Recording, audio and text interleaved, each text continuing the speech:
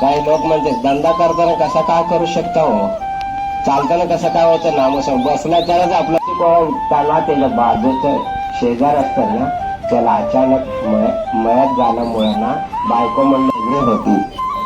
पण मध्यकाल मध्ये असं झालं, परत तोरला गेला. भक्ती कालाने बरेच आपण सारखे साधू संत महात्मेने पूजन झाला आणि मागचे वर्ष त्यांच्या राम मंदिरचे उद्घाटन झालं.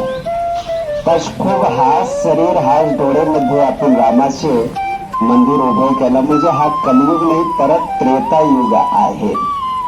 माता की सर्व संतान की प्रभु रामचंद्र की सिया रामचंद्र की समर्थ सद्गुरु भावसाहेब की औजेकर लक्ष्मण महाराज की. देव श्री हरे नारायणा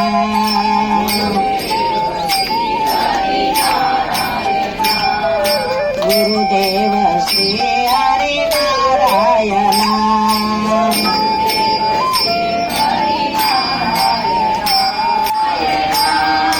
नारायणा श्रीमन्नारायणा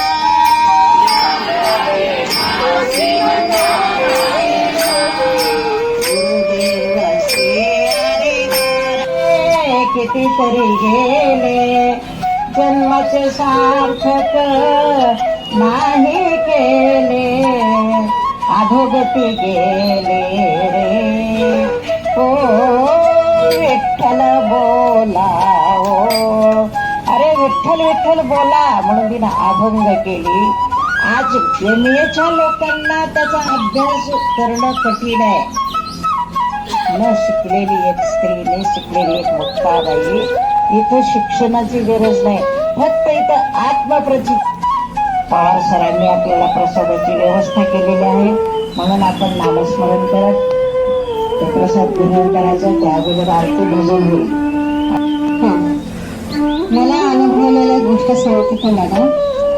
मला जर आजारात पडल्या आणि त्यांना हे जर स्वप्नात पडलं तर ते स्वप्न मनात पुण्य ठेवा, प्रभाते मने राम चिंतित जावा, न वेचे कदा ग्रंथीचे अर्थ काही.